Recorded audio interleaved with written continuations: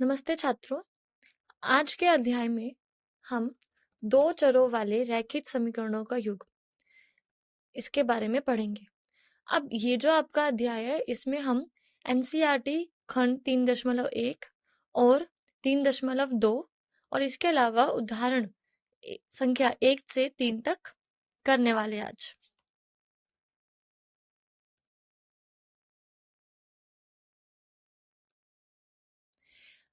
अब देखिए आज हम क्या क्या पढ़ने वाले हैं उस पर एक नजर डालते हैं।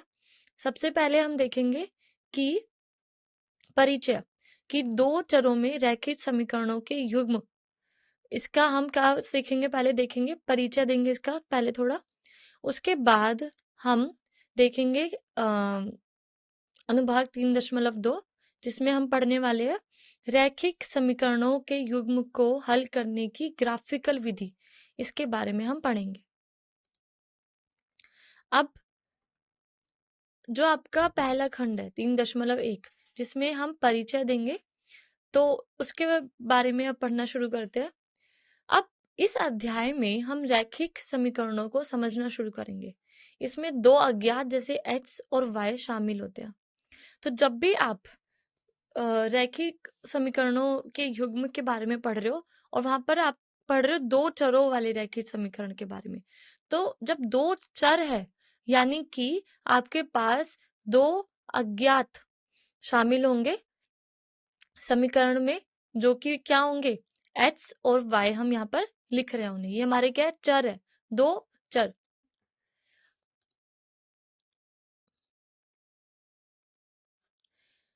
उसके बाद हम अपने समीकरणों में चरों और स्थिरांकों की भूमिकाओं को स्पष्ट करेंगे।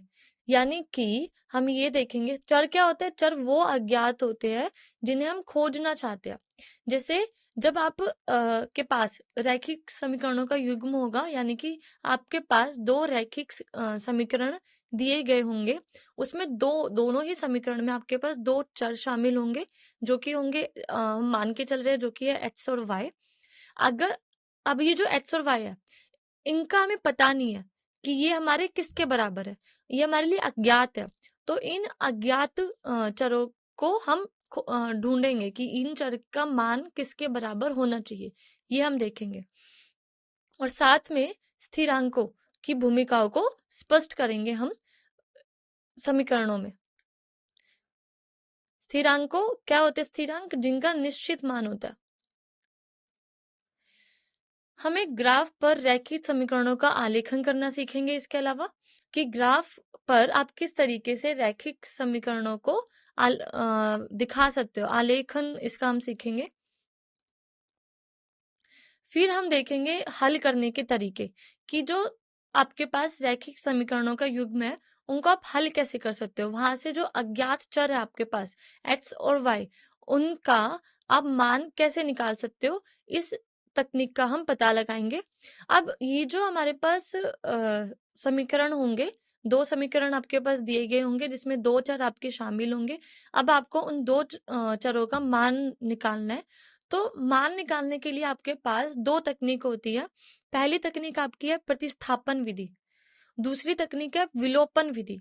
इन दोनों ही विधि का इस्तेमाल करके हम जो अज्ञात चर है उनका मान ज्ञात कर सकते हैं। अब जैसे प्रतिस्थापन विधि, इसमें आप क्या करोगे, एक समीकरण को एक चर के लिए हल करना और उस व्यंजक को दूसरे समीकरण में प्रतिस्थापित करना, ये आप करोगे। तो प्रतिस्थापन विधि में क्या होता है, एक समीकरण को एक चर के लिए हल करना और उस व्यंजक को दूसरे समीकरण में प्रतिस्थापित करना। इसके बारे में हम और अच्छे से देखेंगे। इसमें क्या करते हैं हम, सबसे पहले हम हमारे पास दो समीकरण दिए गए होंगे, तो सबसे पहले आप एक समीकरण को लोगे। अब वो जो समीकरण आपने लिया है उस समीकरण में आप क्या करोगे, उसे आप हल करोगे एक चर के लिए। यानी कि अगर आपके पास समीकरण में दो चर होंगे x और y, अब आप क्या करोगे, x का मान निकालोगे, यानी कि एक चर के लिए आप उसे हल करोगे, या फिर आप y का मान भी निकाल सकते हो। आपको क्या करना है, एक चर के लिए हल करना। अब आप क्या करोगे, जो आपके पास मान आया है किसी भी एक चर का, उस व्यंजक को आप दूसरे समीकरण में प्रतिस्थापित करोगे तो आपके पास वहां से x और y का मान आप निकाल सकते हो। इसके बारे में हम और अच्छे से आगे देखेंगे। विलोपन विधि, विलोपन विधि में क्या करते हैं हम, एक चर को समाप्त करने के लिए समीकरणों में हेरफेर करते हैं। इसको हम और आगे देखेंगे। हम क्या करेंगे, कोई भी आप या तो कोई भी चर आप देख लीजिए x या फिर y, हमें एक चर को हटाना है तो उसको हटाने के लिए हम क्या करते हैं, दोनों जो समीकरण आपके पास दिए गए उनमें कुछ हेरफेर करते हैं। किसी संख्या से गुणा कर देंगे या भाग कर देंगे ताकि हमारे पास एक समीकरण हट जाए। ठीक है, और दूसरे को हल करना हमारे लिए फिर आसान हो जाता है। तो इसको भी हम आगे देखेंगे। इसके अलावा हम क्या देखेंगे, समीकरणों के युग्मों के हल की प्रकृति का पता लगाएंगे कि जो आपके पास रैखिक समीकरणों का युग्म होता है वो क्या होता है, और समीकरणों के युग्म किस तरीके से हम हल कर सकते हैं, उनके हल की प्रकृति का अन्वेषण हम करेंगे। चलिए आगे देखते हैं। दो चरों में रैखिक समीकरण क्या है, इसके बारे में हम अब देखेंगे। देखिए, a गुणा x जमा b गुणा y जमा c बराबर है 0 के। अब ये जो आपके पास क्या है, ये आपके पास समीकरण है। ठीक है, ये क्या है, समीकरण। अब इसके रूप का एक समीकरण दो चरों x और y में एक रैखिक समीकरण कहलाता है। तो अब यहाँ पर आपने क्या सीखा कि रैखिक समीकरण क्या होता है, और रैखिक समीकरण भी दो चरों में किस तरीके का दिखाई देता है, किस रूप में आपको दिखाई देता है। तो जब भी आप रैखिक समीकरण देखोगे दो चरों में, तो आपको किस रूप में दिखाई देगा, a गुणा x जमा b गुणा y जमा c बराबर 0। ये आपका क्या होगा, रैखिक समीकरण दो चरों में। यहाँ पर चर कौन से आपके पास, x और y। और ये रैखिक समीकरण क्यों है, क्योंकि यहाँ पर जो चर है उनकी घात कितनी है, 1 के बराबर है, इसलिए ये कैसा है, ये आपका रैखिक समीकरण हो गया। यहाँ पर a, b और c ये कैसी संख्या है, वास्तविक संख्याएं होंगी, और a और b दोनों आपके शून्य नहीं होंगे, क्योंकि अगर इनमें से आपके पास दोनों ही शून्य के बराबर हो गए तो क्या हो जाएगा, c बराबर 0, c बराबर 0, जो कि आपके पास वो रैखिक समीकरण को नहीं दिखाएगा। और अगर इनमें से एक भी मान लेते हैं कि a आपका 0 के बराबर हो गया, तो आपके पास ये समीकरण क्या बन जाएगा, b गुणा y जमा c बराबर 0। अब ये जो है, ये समीकरण आपके पास जो बनेगा b गुणा y जमा c बराबर 0, ये आपका किसमें, एक चर में आ गया। ये रैखिक समीकरण किसमें हो गया, एक चर में आपका हो जाएगा। फिर आगे देखिए, तो ये आपके पास क्या था, रैखिक समीकरण दो चरों में। तो आपको ध्यान रखना है कि किस तरीके से हम रैखिक समीकरण को लिखते हैं जब हमारे पास दो चर शामिल हो उस रैखिक समीकरण में। अब ऐसे समीकरण का हल मानों का एक युग्म होता है, एक x के लिए और एक y के लिए, जो समीकरण के दोनों पक्षों को बराबर बनाते हैं। अब अगर हम हल की बात करें कि आपके पास ये रैखिक समीकरण है और दो चरों में है, अब आपके पास क्या दिया गया होगा, आपके पास युग्म दिया गया होगा, यानी कि रैखिक समीकरणों का युग्म दिया गया होगा। अब दो रैखिक समीकरण आपको दिए गए होंगे और दो चर में दिए गए होंगे। जब आपके पास इस तरीके से दिया गया होगा तो आपको अगर हल निकालना है, यानी कि अज्ञात जो चर है आपके पास x और y, उनका मान आपको ज्ञात करना है, तो उसके लिए आपको क्या करना होगा, उसके लिए क्या करना होगा, इसका जो हल है वो आपका, जो आपके x और y चर जो आपके पास आएंगे उनका जो मान आएगा और फिर उनके युग्म जो आपके पास बनेगा वही आपका क्या होगा, हल होगा रैखिक समीकरणों के युग्म का, जो कि दो चर में आपके। समझ आया इतना सभी को। और ये जो आपके पास हल आएगा वो क्या करेगा, वो दोनों ही समीकरण जो आपके पास दोनों रैखिक समीकरण दिए गए होंगे दो चरों में, उन दोनों समीकरण में जब आप उन जो x और y का मान आप निकालोगे, तो वो अगर वहां उन x y के मान को आप रैखिक समीकरणों के युग में प्रतिस्थापित करोगे, तो आपके पास दोनों पक्ष क्या आएंगे, बराबर आएंगे। यानी जो हल है आपका वो ऐसे मानों का युग्म होता है, और वो युग्म में क्या होता है, एक x का मान होता है और एक y का मान, और ये जो युग्म है ये समीकरणों के दोनों पक्ष को क्या बनाता है, बराबर बनाता है।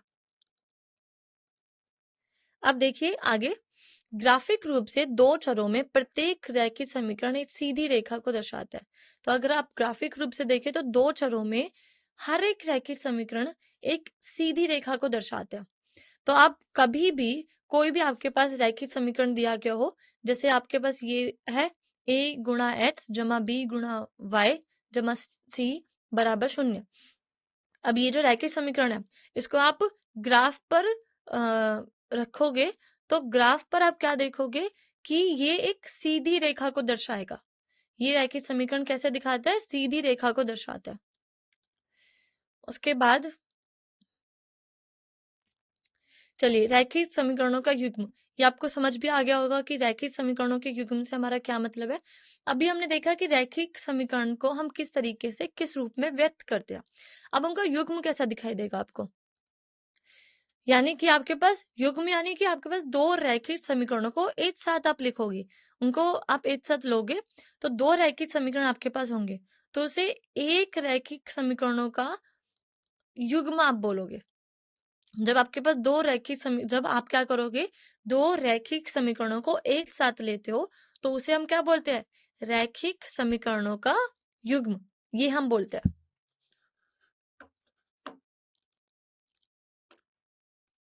जैसे कि यहाँ पर दिखाया गया, यहाँ हमने क्या लिया, दो रैखिक समीकरण लिया है। अब यहाँ पर किस तरीके से हमने लिया है, a1 गुणा x जमा b1 गुणा y जमा c1 बराबर है 0 के। ये आपका क्या हो गया, पहली आपकी रैखिक समीकरण हो गई। यहाँ पर a1 b1 c1 ये कैसी संख्याएं होंगी, वास्तविक संख्याएं होंगी, और तो ये आपका किसको दिखाएगा, रैखिक समीकरण को दिखाएगा। ये आपकी पहली रैखिक समीकरण हो गई। इसी तरह से दूसरी रैखिक समीकरण आप लिख सकते हो, a2 गुणा x जमा b2 गुणा y जमा c2 बराबर 0। ये आपकी दूसरी रैखिक समीकरण हो गई।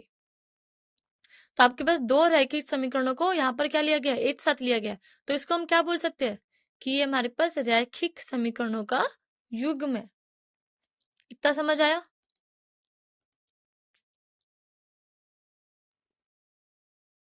अब ये जो युग्म है इसका जो हल है x, y, ये जो हमारे पास x का मान आएगा y का मान आएगा, तो इनको आपने इस तरीके से कोष्टक में बंद करके लिख दिया x, y। तो ये जो आपके पास कोष्टक में x, y है, ये आपका हल को दिखा रहा है। किसका हल, जो आपके पास रैखिक समीकरणों का युग्म दिया गया, इसके हल को दिखा रहा है।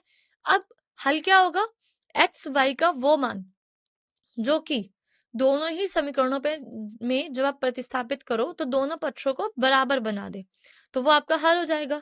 तो ये आपके पास जो x y के मान आएगा वो दोनों समीकरणों को एक साथ संतुष्ट करता है, यानी कि दोनों समीकरणों में रखने पे ये दोनों तरफ समीकरण के दोनों पक्षों को बराबर बना देता है, यानी बाएं पक्ष को और दाएं पक्ष को।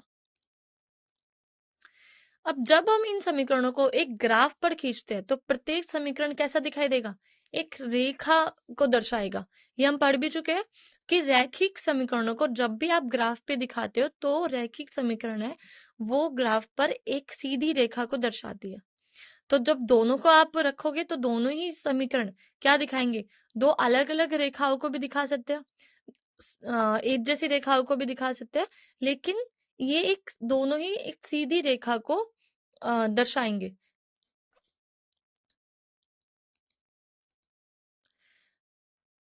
अब हल के बारे में हमने देखा कि रैखिक समीकरणों के युग्म का जो हल है वो उन बिंदुओं के संगत होते हैं जहां ये रेखाएं मिलती है। अब यहाँ पर क्या लिखा गया उसको समझेंगे। जब भी आप रैखिक समीकरणों के युग्म का हल निकालते हो, यानी कि आप ऐसा मान निकाल रहे हो एक्स और वाई का, जो कि दोनों समीकरणों को एक साथ संतुष्ट कर देता है। तो आप जब ग्राफ पर आप जब समीकरणों को खींचते हो, तो आपके पास समीकरण कैसे दिखाई देंगे? समीकरण किसको दर्शाएंगे ग्राफ पर? एक सीधी रेखा को। आप दोनों अलग अलग सीधी रेखा को दर्शा सकते हैं। अब अगर आप हल की बात करो, तो हल क्या होता है? हल ऐसा मान होता है एक्स और वाई का जो दोनों रेखा को संतुष्ट करता है। तो जिस बिंदु पर दोनों रेखाएं आपस में मिलेगी, वो बिंदु ऐसा बिंदु होगा जो दोनों ही रेखाओं को संतुष्ट करता होगा। यानी दोनों ही रेखाओं में जब आप उन एक्स वाई के मान को प्रतिस्थापित करोगे, तो वो मान दोनों ही रेखाओं के दोनों पक्षों को बराबर बना देगा। इसका मतलब क्या है कि आपके पास अगर आप आलेख पर अगर आप देखते हो, तो आलेख पर यानी ग्राफ पर आपके पास हमेशा ही किस तरीके से हल दिखाई देगा दो रैखिक समीकरणों के युग्मों का। वो जो दोनों रैखिक समीकरण है, उनका अगर आप आलेख पर हल देखोगे, तो जहां पर दोनों रैखिक समीकरण किसको दिखाते हैं? वो एक रेखा को दिखाते हैं। तो दोनों रैखिक समीकरणों की रेखा जहां पर वो दोनों मिलेगी आपस में, वही क्या हो जाएगा? हमारा हल हो जाएगा। आगे देखिए, रैखिक समीकरणों के युग्म के प्रकार। तो किस किस तरह की आपके पास प्रकार होते हैं रैखिक समीकरणों के युग्म के? पहला है संगत युग्म। संगत युग्म क्या होता है? समीकरणों का वह युग्म जिसमें कम से कम एक हल होता है। समीकरणों का वो युग्म जहां पर कम से कम एक हल हो, वो क्या होता है आपके पास? वो होता है आपका संगत युग्म।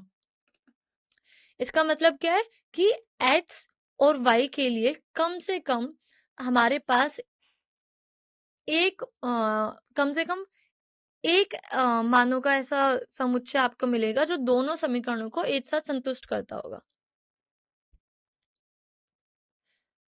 यानी कि जो रेखाएं है वो प्रतिच्छेद करेगी।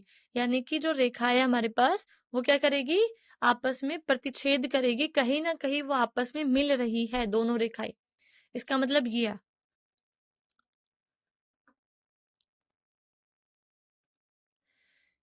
और ये जो समीकरण है, ये किसको दिखाते हैं? प्रतिच्छेदी रेखाओं को दर्शाते हैं।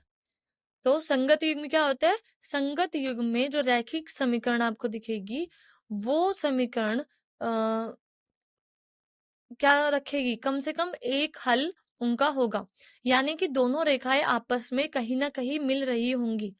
अब अगर दोनों रेखाएं आपस में कहीं ना कहीं मिल रही है, तो हम उन्हें क्या बोलेंगे कि वो रेखाएं कैसी है? प्रतिच्छेदी रेखाएं है। यानी कि संगत युग्म जो होता है रैखिक समीकरणों का, वो क्या होता है? वो प्रतिच्छेदी रेखाओं को दर्शाता है।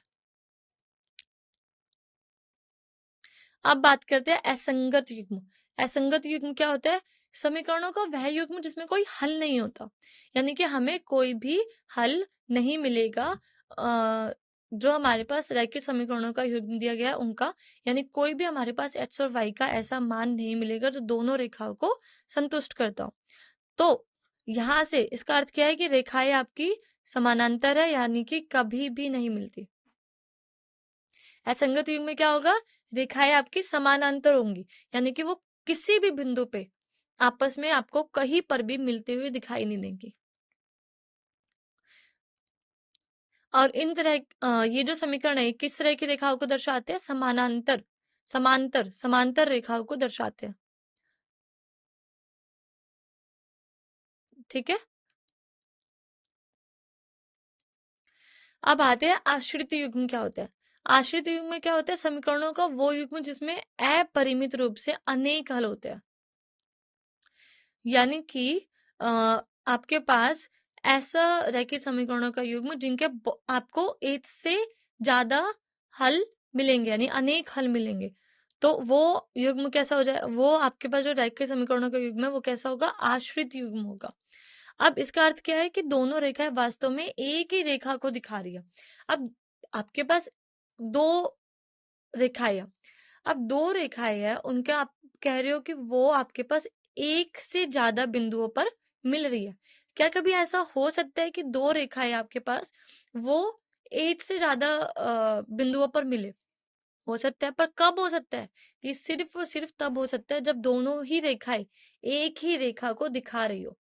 जब दोनों ही रेखाएं एक ही रेखा को दिखा रही हो, यानी कि दोनों एक दूसरे अ, के दोनों ही रेखाएं एक साथ हो, तो तभी हम कहेंगे कि वो जो युग्म है उसका वो आश्रित युग्म होगा, और हमारे पास जो रैखिक समीकरणों का युग्म है उनके एक से ज्यादा हल आपको मिलेंगे। और ये समीकरण संपाती रेखाएं दर्शाते हैं। ये समीकरण कैसी रेखाएं दर्शाते हैं? संपाती रेखाओं को दर्शाते हैं। तो हमने तीन तरह के प्रकार पढ़े हैं रैखिक समीकरणों के युग्म के। पहला है संगत युग्म, फिर है असंगत युग्म, फिर है आश्रित युग्म। जो संगत युग्म है उसमें कम से कम एक हल होता है, यानी कि दोनों रेखाएं क्या करेगी?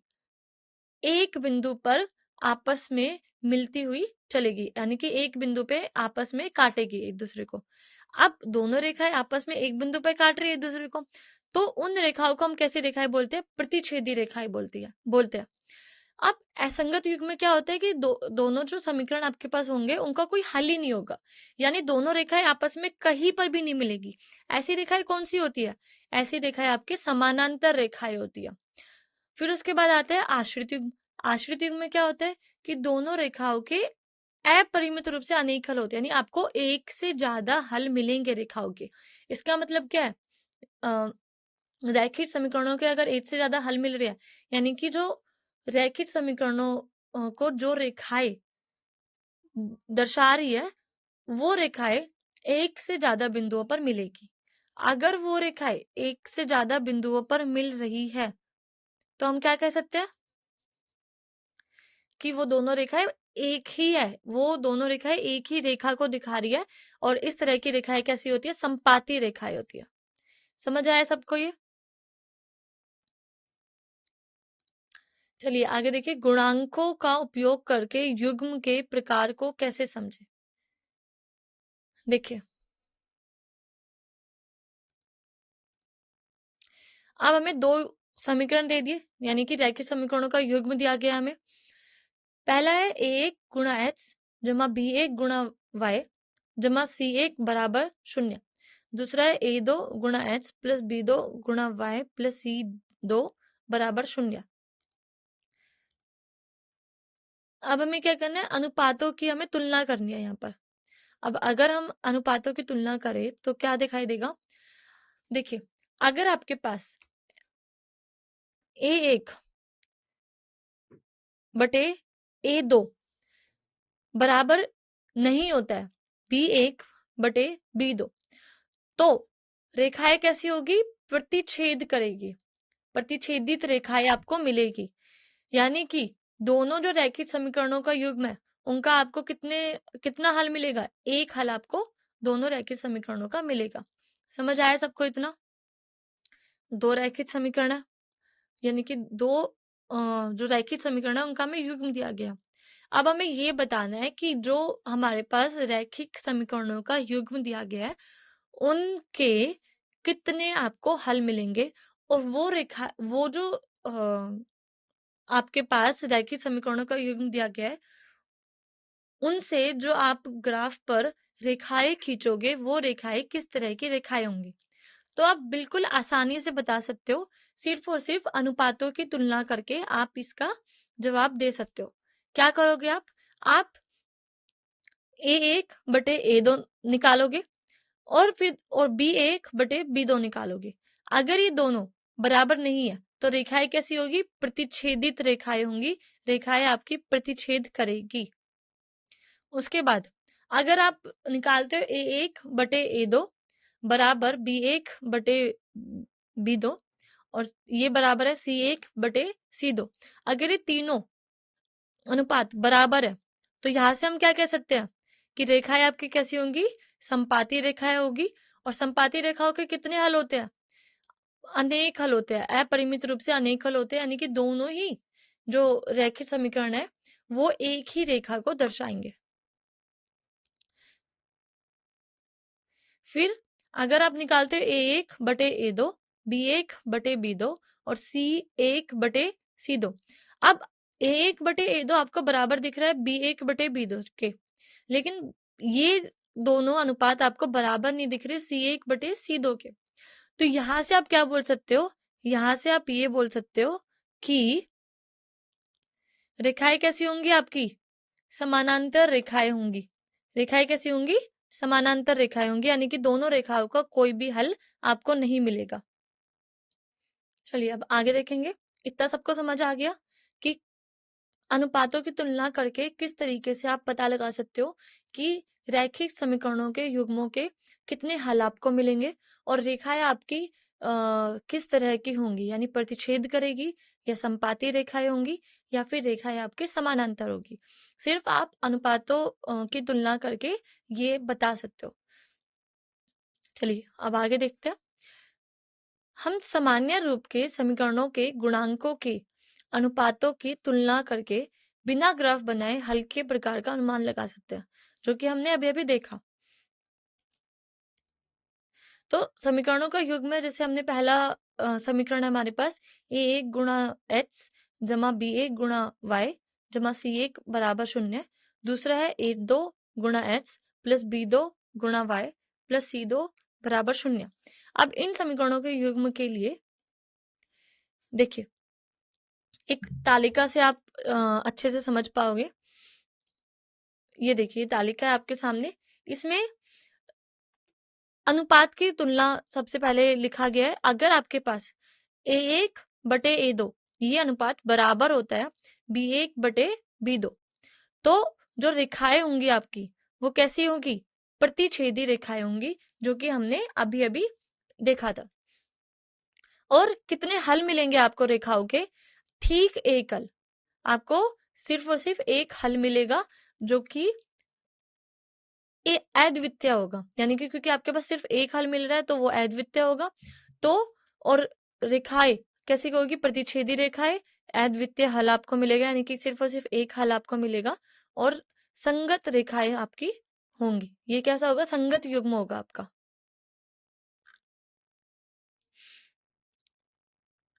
और यहाँ पर A1 क्या है, A1 आपका x का गुणांक है, और A2 दूसरे समीकरण में x का गुणांक। इसी तरह से B1 क्या है, पहले समीकरण में y का गुणांक, और B2 क्या है, दूसरे समीकरण में y का गुणांक। C1 हमारे पास क्या है, ये आपके पास पहले समीकरण में स्थिरांक है आपके पास, और इसी तरह से C2 है आपके पास।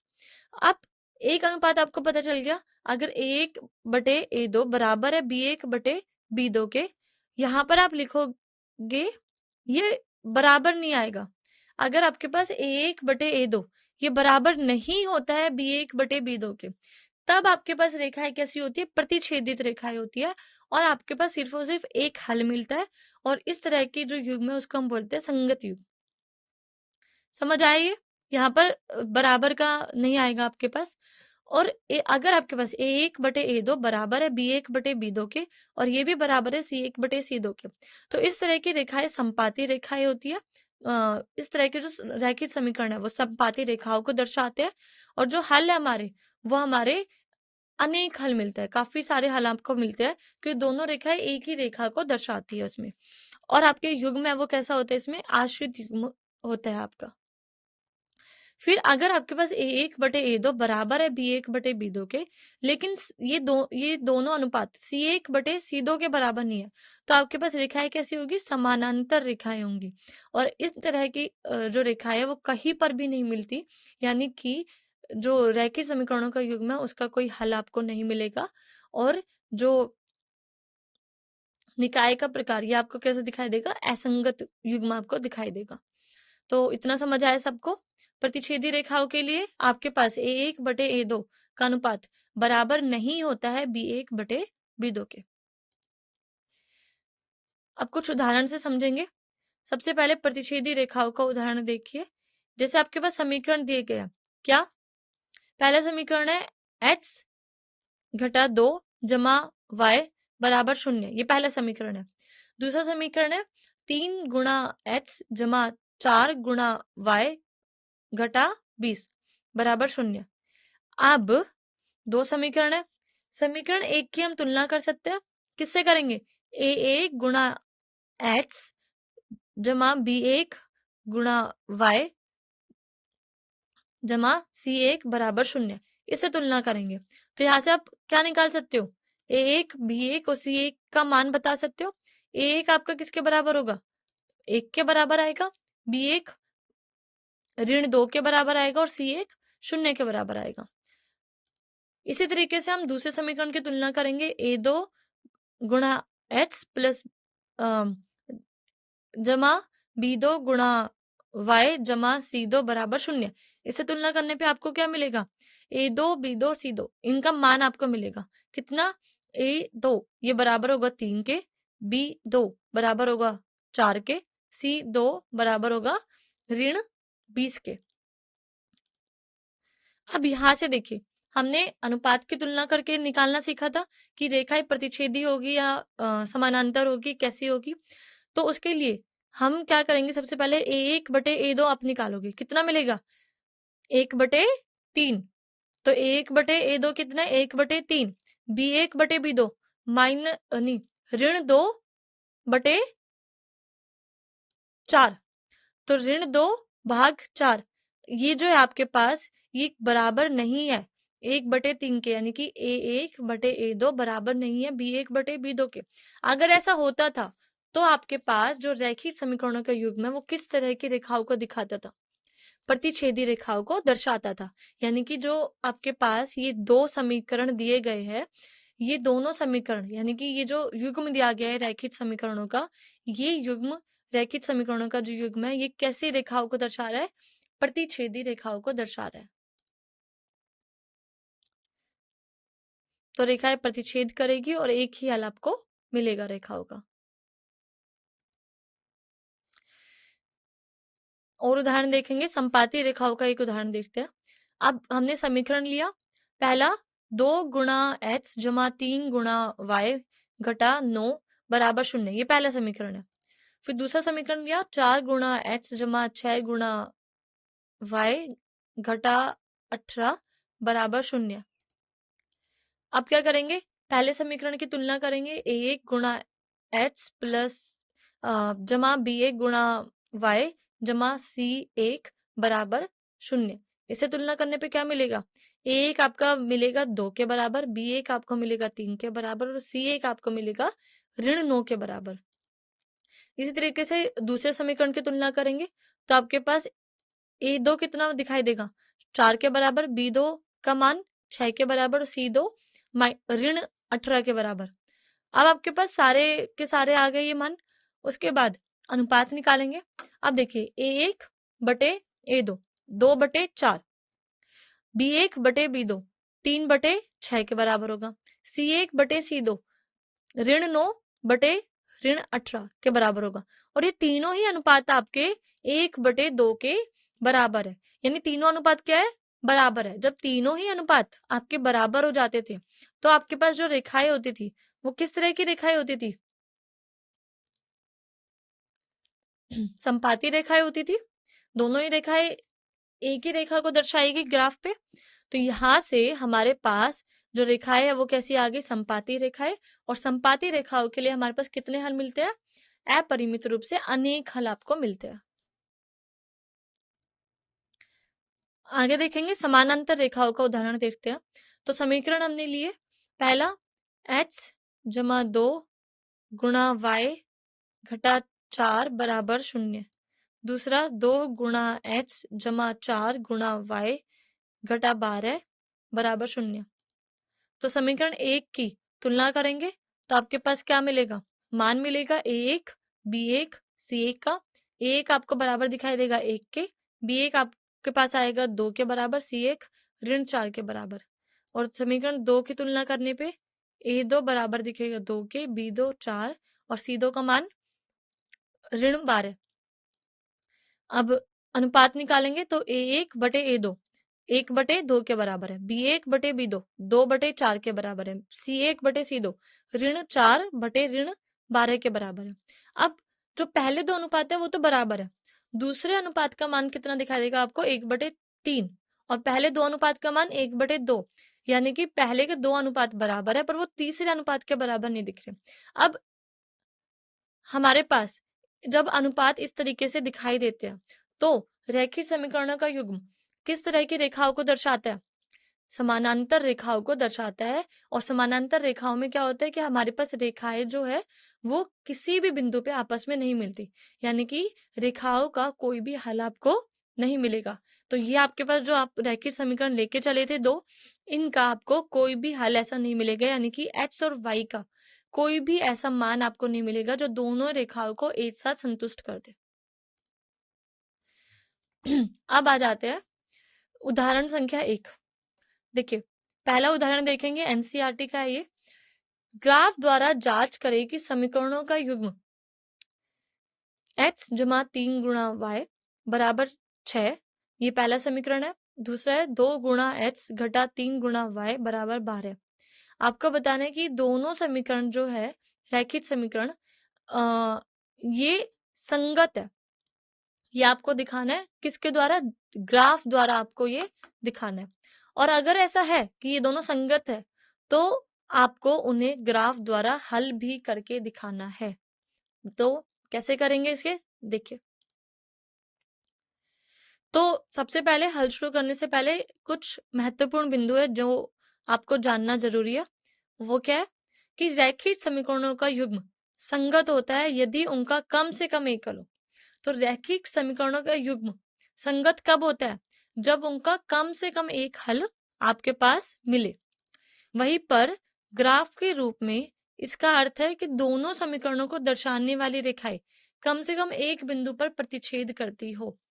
तो आपसे पूछा है कि जो रैखिक समीकरणों का युग्म आपके पास दिया गया है वो संगत है या नहीं, ये आपको दिखाना है ग्राफ द्वारा। जब आप आलेख द्वारा या ग्राफ द्वारा ये जांच करते हो कि समीकरणों का युग्म है वो संगत है या नहीं है, अब संगत से मतलब ये होता है कि जो रैखिक समीकरण है उनका कम से कम एक हल आपको मिले। अब अगर आपको एक हल चाहिए, यानी कि जो रैखिक समीकरणों का युग्म आपके पास दिया गया है वो जिन रेखाओं को दर्शाएंगे वो रेखाएं कम से कम एक बार आपस में मिलती हुई दिखाई देंगी। अब आपको पता है कि जो रैखिक जो रेखाएं है वो या तो आपके पास ठीक एक बिंदु पे मिलती हुई दिखाई देगी या फिर वो दोनों ही रेखाएं एक ही रेखा को दर्शाएगी। तो अगर आपके पास इन दोनों में से कोई भी किसी भी तरीके से रेखाएं दिखाई देती है तो आपके पास रेखाएं कैसी होंगी? संगत रेखाएं होंगी। वहीं पर अगर आपके पास रेखाएं एक बार भी नहीं मिल रही, यानी कि समानांतर रेखाएं, तो आपके पास रेखाएं असंगत, जो रैखिक समीकरणों का युग्म है वो संगत नहीं होगा, वो असंगत होगा। तो देखिए, इतना समझ आ गया संगत कब होता है रैखिक समीकरणों का युग्म, और असंगत कब होता है, और ग्राफ पर हम किस तरीके से बोलते हैं कि रैखिक समीकरणों का युग्म संगत है या असंगत है। इतना अगर आपको समझ आ गया तो आप आसानी से इसे कर लोगे। हमारा लक्ष्य क्या है? ये दिखाना कि दोनों रेखाएं मिलती है, यानी कि दोनों रेखाएं संगत है, आपस में एक दूसरे से मिलेगी। तो हमें उस बिंदु का निर्देशांक ज्ञात करना होगा जहां पर वे प्रतिच्छेद कर रही है। तो रेखाएं खींचने के लिए हमें प्रत्येक समीकरण से कम 2 बिंदु चाहिए। जब भी आप रेखाएं खींचते हो ग्राफ पर, आलेख पर, तो आप क्या करते हो? तो आप 2 बिंदु वहां से उठाते हो जो रैखिक समीकरण को प्रतिस्थापित करने पे, यानी कि उनको संतुष्ट करते हो। अब अगर आपके पास 2 ऐसे बिंदु मिल गए जो उस रेखा पर, उस रैखिक समीकरण को संतुष्ट करे, यानी कि रेखा पर है, तो उन दोनों बिंदुओं को मिलाकर आप क्या कर सकते हो? आप पूरी रेखा खींच सकते हो जो कि उस रैखिक समीकरण को दिखा रही होगी। देखिए कैसे करेंगे। पहला समीकरण है x जमा 3 गुणा y बराबर 6। अब इसको अगर आपको ग्राफ पर, आलेख पर दिखाना है तो क्या करोगे आप? पहला जो समीकरण है उसमें आप पहले रख दोगे x का मान 0। जैसे आप x का मान 0 रखोगे तो y का मान कितना मिल जाएगा आपको? 2 के बराबर। देखिए यहाँ से क्या आ जाएगा? 0 जमा 3 गुणा y बराबर 6। इसको आप लिख सकते हो y बराबर 2, यानी कि y का मान कितना मिल रहा है? 2 के बराबर। तो यानी कि जो बिंदु है हमारा 0,2, ये बिंदु आपका पहले समीकरण पर होगा, यानी कि जो पहले समीकरण की रेखा है उस पर ये बिंदु हमारा होगा 0,2। दूसरा बिंदु निकाले थे। दूसरे बिंदु निकालने का सबसे आसान तरीका, पहले x को शून्य के बराबर रखा था, अब y को शून्य के बराबर रख दो। जैसे ही y को शून्य के बराबर आप रखोगे तो आपके पास क्या दिखाई देगा, x प्लस शून्य बराबर 6। ये क्या दिखाएगा, x का मान कितना आ गया, 6 के बराबर। इसका मतलब क्या है कि दूसरा बिंदु जो पहले समीकरण की रेखा पर है वो कौन सा है, b बराबर 6,0। तो दो आपके पास बिंदु मिल गए पहले समीकरण पे, इनको आपको आलेख पर रखना है और दोनों से गुजरती हुई एक रेखा आपको बनानी है। इसी तरह से दूसरे समीकरण के लिए हम दो बिंदु निकालेंगे, तो 2 गुणा x घटा 3 गुणा y बराबर 12। y ज्ञात करने के लिए क्या करेंगे, पुनर्व्यवस्थित कर सकते हैं हम। तो यहां से 2 गुणा x घटा 3 गुणा y बराबर 12 ये हमें दिया गया। यहाँ से हम y का मान ज्ञात करना चाह रहे हैं। इससे पहले वाले में हमने दूसरा तरीका देखा था, अब यहाँ आप दूसरा तरीका अपना सकते हो। देखिए क्या किया, यहाँ पर y का मान हम ज्ञात कर रहे हैं, तो y का मान आपका आ गया 2 गुणा x घटा 12 बटे 3। अब इसके बाद क्या करेंगे, अब x का मान हमने शून्य रखा। जैसे ही x का मान शून्य रखा तो y का मान कितना आ गया, ऋण 4। तो बिंदु कौन सा आ गया, 0,4। ये आपका बिंदु है जो कि दूसरे समीकरण की रेखा पर है। इसी तरह से दूसरा बिंदु निकाल सकते हैं। तो अब हमने x का मान क्या रखा, 3 के बराबर। जैसे ही x का मान 3 के बराबर रखोगे तो क्या मिलेगा, y बराबर 6 घटा 12 बटे 3 यानी कि ऋण 6 बटे 3, ये आपका ऋण 2 के बराबर दिखाई दे रहा। तो बिंदु कौन सा मिल गया आपको, 3,2। ये आपका बिंदु है जो कि दूसरे समीकरण की रेखा पर है। अब ये आपके पास था y बराबर 2 गुणा x घटा 12 बटे 3।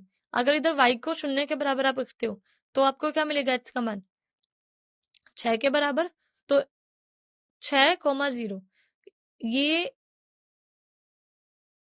आपके पास 6,0 ये आपके पास बिंदु मिल गया।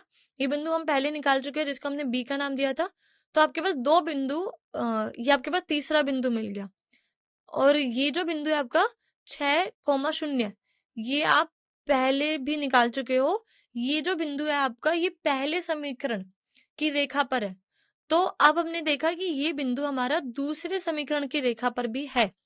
अब इसको अगर आप तालिका में दिखाना चाहो तो देखिए, h से इस तरीके आप कर सकते हो। h से h का मान हमने पहले क्या रखा, 0। तो हमारे पास y का मान कितना मिला, 2। x का मान हमने रखा 6, तो y का मान कितना मिला, 0 के बराबर। इसी तरह से x y को हमने लिखा इस तरीके से, 2 गुणा x घटा 12 बटे 3। तो x का मान हमने 0 रखा तो मिला y का मान ऋण 4। x का मान 3 रखा तो y का मान मिला ऋण 2। x का मान 6 रखा तो y का मान कितना मिला, 0 के बराबर। तो ग्राफ पर आलेखित करेंगे, कैसे होगा, हमारे पास बिंदु मिल गए। पहला a 0,2, दूसरा b बिंदु है 6,0, p बिंदु है 0,4 और q बिंदु है 3,2। तो ग्राफ पेपर पर इसको आलेख करेंगे कैसे, a और b बिंदु को जोड़ने वाली रेखा बनाएंगे और p और q बिंदुओं को जोड़कर एक रेखा बनाएंगे। तो देखिए a बिंदु यहाँ पर है, आप देख सकते हो आलेख पर। a बिंदु है 0,2, b बिंदु है 6,0। तो इन दोनों को मिलाने वाली एक रेखा आपने बनाई। p है 0,4, q बिंदु है आपके पास 3,2। इन दोनों से गुजरती हुई एक रेखा आपने बनाई। अब ये दोनों रेखाएं कहाँ जाके मिल रही है, b बिंदु पे जाके मिल रही है। यानी b बिंदु ऐसा बिंदु है जो दोनों ही रेखाओं में, जब b बिंदु आपके पास ऐसा बिंदु है जो दोनों ही रेखाओं पर है। अब यहां से आप ग्राफ द्वारा देख सकते हो कि दोनों रेखाएं एक बिंदु पे जाके मिल रही है। यानी कि आपके पास ऐसा नहीं है कि दोनों रेखाएं कहीं पर भी जाके नहीं मिल रही। एक तो बिंदु हमारे पास ऐसा मिल रहा है जहां पर दोनों रेखाएं आपस में मिल रही है। अगर आपके पास एक भी बिंदु ऐसा मिल जाता है जहां दोनों रेखाएं आपस में मिल रही है तो उस जगह आप क्या बोल सकते हो कि आपके पास जो रैखिक समीकरणों का युग्म है वो कैसा है, संगत युग्म है, क्योंकि आपके पास एक हल मिलेगा। और रेखाएं कैसी है, यहाँ पर प्रतिच्छेदित रेखाएं है। प्रतिच्छेदित रेखाओं में कितने हल मिलते हैं आपको, एक हल मिलता है आपको। तो यहां से आप क्या बोल सकते हो कि जो बिंदु बी है 6,0, ये ऐसा बिंदु है जो दोनों रेखाओं पर है, यानी दोनों रेखाओं जो कि ए बी और पी क्यू आपने रेखाएं खींची है उनके लिए दोनों बिंदु कैसे है, उभयनिष्ठ बिंदु है, दोनों पर ही है ये बिंदु। तो यानी कि दोनों रेखाएं बी बिंदु पे प्रतिच्छेद करती है। तो अगर दोनों रेखाएं किसी बिंदु पे प्रतिच्छेद कर रही है तो जो आपके पास रैखिक समीकरणों का युग्म दिया गया वो कैसा हो गया, संगत युग्म हो गया। वही हमें जांच करना था ग्राफ द्वारा, वो हमने देखा, तो संगत युग्म है। अब उसके बाद में प्रश्न में ये भी था कि यदि ऐसा है तो ग्राफ द्वारा उनका हल भी करना है, और हल तो हम निकाल चुके हैं। जो हमारे पास बिंदु आया बी वही तो हल होगा आपका। तो समीकरणों के युग्म का हल क्या हो गया, x का मान 6, y का मान 0, ये आपका हल आ गया दोनों समीकरणों के दोनों समीकरणों का। दूसरा उदाहरण देखिए, ग्राफ द्वारा फिर से आपको ज्ञात करना है कि निम्नलिखित समीकरण युग्म का कोई हल नहीं है, अद्वितीय हल है या फिर अपरिमित रूप से अनेक हल है। यानी कि आपको बताना है कि जो आपके पास दे रखी है रैखिक समीकरणों का युग्म, वो रेखाएं आपस में प्रतिच्छेद कर रही है, समानांतर है, या फिर दोनों एक ही रेखाओं को दर्शा रही है। तभी आप बता पाओगे कि उनका हल है या नहीं है, या फिर बहुत सारे हल है। देखिए, सबसे पहले दो समीकरण जो दिए गए उनको वो हमें दिए गए। हमें ज्ञात क्या करना है, समीकरणों के युग्म की प्रकृति कैसी है। तो दो समीकरण कौन कौन से हमारे पास, पहला है 5 गुणा x घटा 8 गुणा y जमा 1 बराबर 0। दूसरा समीकरण है 3 गुणा x घटा 24/5 गुणा y जमा 3/5 बराबर 0। अब समीकरण 2 को अगर हम 5/3 से गुणा कर दे तो क्या दिखाई देगा, तो हमें प्राप्त होगा 5 गुणा x घटा 8 गुणा y जमा 1 बराबर 0। ये हमें प्राप्त हुआ। उसके बाद समीकरण 1 है, जो समीकरण 1 है वो हमारा यही तो है, यानी समीकरण 2 और समीकरण 1 दोनों एक ही रेखाओं को दर्शा रहे हैं। तो समीकरण 1 के बराबर है, यानी दोनों रेखाएं वास्तव में एक ही रेखा को दिखा रही है। ये संपाती रेखा है हमारे पास, और जो संपाती रेखा है वो क्या करती है, हर बिंदु पे आपस में मिलती हुई चलती है। यानी कि जो दोनों रेखाएं आपकी है उनके जो आपके पास रैखिक समीकरणों का युग्म दिया गया है उनके अनेक हल होंगे, बहुत सारे आपको हल मिलेंगे, इसके अपरिमित रूप से अनेक हल आपको मिलेंगे। यही हमें दिखाना था कि कितने हल आपको मिलेंगे। आप इसको ग्राफ पर भी दिखा सकते हो। आप क्या करोगे, पहली रेखा लोगे, उस उधर से आप दो बिंदु, एक बार x का मान 0 रख देना, एक बार y का मान 0 रख देना, वहां से दो बिंदु आप बता सकते हो। फिर पहले समीकरण की रेखा को आप आलेख पर खींच सकते हो। इसी तरह से दूसरे समीकरण के लिए दो बिंदु निकाल के दूसरे समीकरण को आप आलेख पर खींचोगे, आपको दिखाई देगा कि दोनों ही रेखाएं एक ही रेखाओं को दिखा रही है। तो आप वहां से बोल सकते हो कि दोनों रेखाओं के जो आपके पास रैखिक समीकरणों का युग्म है उसके अपरिमित रूप से अनेक हल आपको मिलेंगे। अगला उदाहरण है, चंपा कुछ पैंट और स्कर्ट खरीदने के लिए एक सेल में गई। जब उसकी सहेलियों ने पूछा कि उसने प्रत्येक में से कितनी खरीदी है, तो उसने जवाब दिया, स्कर्टों की संख्या खरीदे गए पैंटों की संख्या के 2 गुने से कम है, 2 कम है। तो इसको समझेंगे, साथ ही स्कर्टों की संख्या खरीदे गए पैंटों की संख्या के 4 गुने से 4 कम है। उसकी सहेलियों को यह पता लगाने में मदद करे कि चंपा ने कितने पैंट और स्कर्ट खरीदे।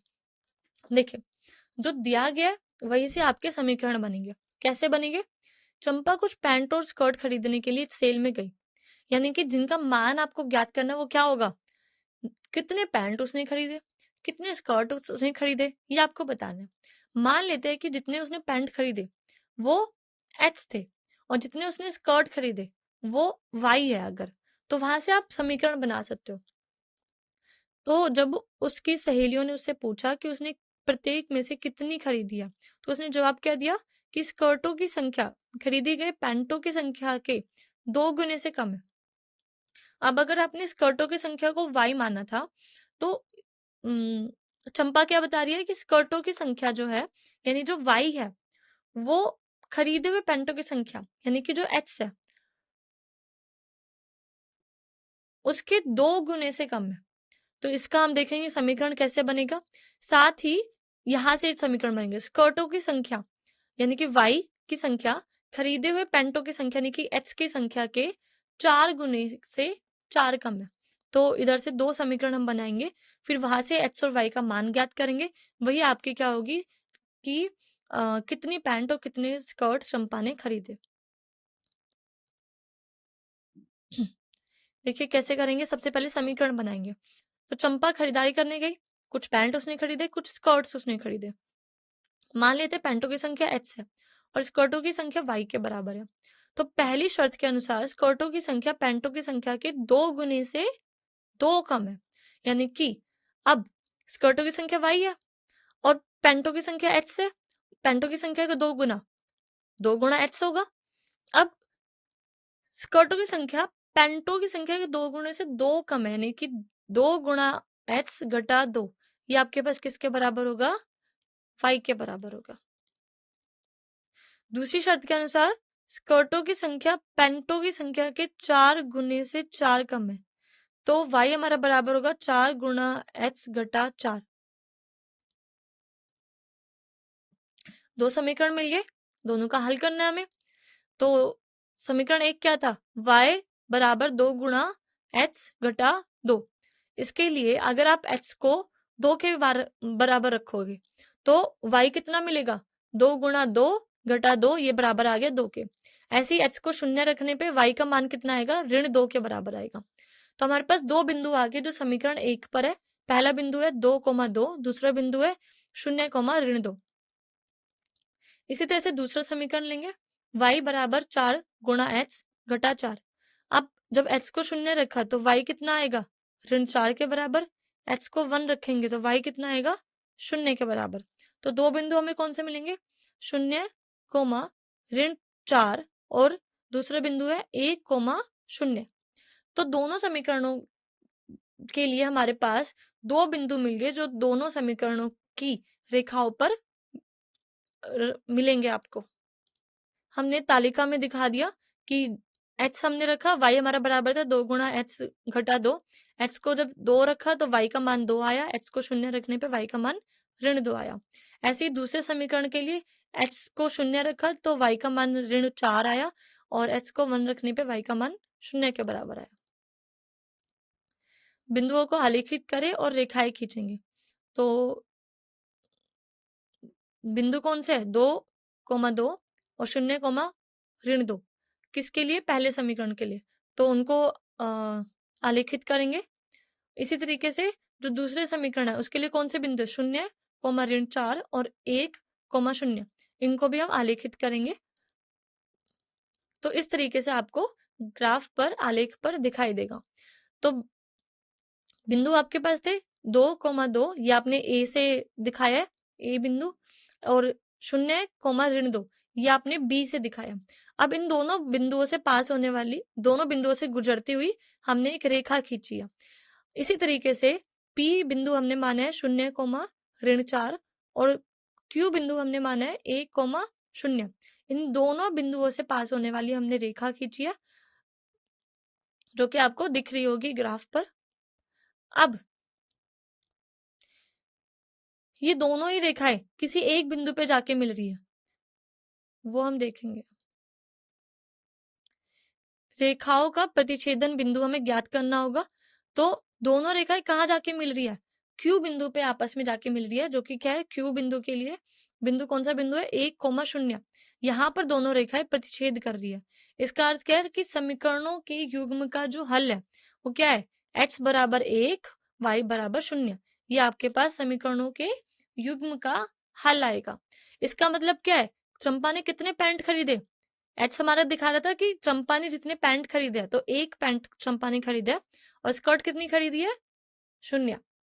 एक भी पैंट नहीं, स्कर्ट चंपा ने एक भी नहीं खरीदी और पैंट चंपा ने एक खरीदी है। तो अगर हल की व्याख्या करें तो हमें क्या पता चलता है कि पैंट की संख्या जो कि x के बराबर थी वो हमारी 1 के बराबर आ रही है, इसलिए चंपा ने एक पैंट खरीदी है। और स्कर्ट की संख्या जो कि y के बराबर हमने माना था वो 0 के बराबर आई है, तो इसका मतलब चंपा ने कोई भी स्कर्ट नहीं खरीदी है। तो अगर हम सारांश में बात करें तो चंपा ने एक पैंट और 0 स्कर्ट खरीदे है। तो ये हमारा क्या हो गया, उत्तर हो गया इस उदाहरण का। अब देखते हैं एनसीईआरटी खंड 3.2। इसमें क्या करना है, रैखिक समीकरणों के युग्म के हल की आलेखीय विधि को हमें देखना है। तो जो आपकी आलेखीय विधि है उसकी कुछ सीमाएं हैं, और वो सीमाएं क्या है, कभी कभी हल में ऐसे निर्देशांक होते हैं जो पूर्ण संख्या या सरल भिन्न नहीं होते। देखिए सीमाएं क्या होती है आलेखीय विधि की, कि कभी कभी हल में ऐसे निर्देशांक होते हैं, यानी कि जब आप हल निकालते हो तो आप क्या करते हो, जो आपके पास अज्ञात चर होते हैं, जैसे हम एक्स और वाई लेके चले रहे अब तक, उन चर का मान आप बताते हो। तो निर्देशांक यानी कि जो एक्स निर्देशांक और वाई निर्देशांक है उनका आप मान निकाल रहे हो, तो वो जो निर्देशांक है वो आपके पास कभी कभी इस तरीके से उनका मान आपको मिल जाता है कि वो उनका जो मान है वो ना तो पूर्ण संख्या होती है, ना ही वो आपके पास जो उनका अगर वो भिन्न के रूप में आ रहे हैं तो उनका जो भिन्न है वो सरल नहीं होता है। तो कई बार हमें इस तरीके के हल भी दिखाई देते हैं जब हम दो समीकरणों का हल जब आप निकालते हो। लेकिन जब आप आलेखीय विधि से कर रहे हो तो इस तरीके के हल को आलेखीय विधि से निकालना मुश्किल हो जाता है। हम आलेखीय विधि में नहीं देख पाते हैं ऐसे हल को जो कि पूर्ण संख्या में ना हो या फिर जिनके जो भिन्न है वो सरल ना हो। तो इस तरीके के हल निकालना आलेखीय विधि से थोड़ा मुश्किल हो जाता है। अब जैसे कि अगर आपके पास जो हल है आपके वो इस तरीके से दिखाई दे रहे हैं, दो रैखिक समीकरणों के युग्मों के अगर हल है आपके पास, वो अगर इस तरीके से है कि आपके पास जो x का मान है वो आपको दिख रहा है वर्गमूल 3 और y का मान दिख रहा है 2 गुणा वर्गमूल 7, तो इसको आप ग्राफ पे कैसे देखोगे, आलेख पे आप इसे नहीं देख पाओगे, क्योंकि हम आलेख पे क्या पूर्णांक संख्या लिखते हुए चलते हैं। उनके बीच की संख्याओं को देखना वो हमारे लिए थोड़ा मुश्किल हो जाता है। आप इस तरीके के अगर आपके पास हल आते हैं रैखिक समीकरणों के युग्म का, तो हमारे पास ग्राफिकल विधि से हल निकालना मुश्किल रहेगा। तो ये सीमाएं है आलेखीय विधि की। इसी तरीके से और भी बिंदु दिए गए, जैसे 4/13 और 1/19, इस तरह के हल भी अगर आप आलेख पे दिखाना चाहो तो ये थोड़ा मुश्किल रहेगा। तो इन सटीक बिंदुओं को ग्राफ पर अंकित करना थोड़ा कठिन रहता है। आप ग्राफ पर इनको अंकित नहीं कर पाते हो, तो ये आपकी ग्राफिकल विधि की कुछ सीमाएं हैं। ग्राफ से इन मानों को पढ़ते समय गलतियां करना भी आसान है। अगर इस तरीके के मान आपके पास आ रहे हैं, यानी कि इस तरीके के हल अगर आपके पास आ रहे हैं, तो ग्राफ पे अगर आपने अंकित कर भी लिया उन बिंदुओं को, यानी कि आपके पास बिंदु अंकित भी आपने दिखा दिया कि इस बिंदु पर दोनों रेखाएं क्या कर रही है, प्रतिच्छेद कर रही है, अगर आपने ऐसा दिखा भी दिया, तो जिस बिंदु पे वो प्रतिच्छेद कर रही है उस बिंदु का बिल्कुल ठीक मान निकालना वो आपके लिए कठिन हो जाता है। आप कुछ ना कुछ गलतियां कर सकते हो उनके मान को निकालने के लिए। तो ये कुछ आपकी सीमाएं थी आलेखीय विधि की। तो आज के व्याख्यान में हम इतना ही पढ़ेंगे, बाकी का हम अगले व्याख्यान में देखेंगे। धन्यवाद।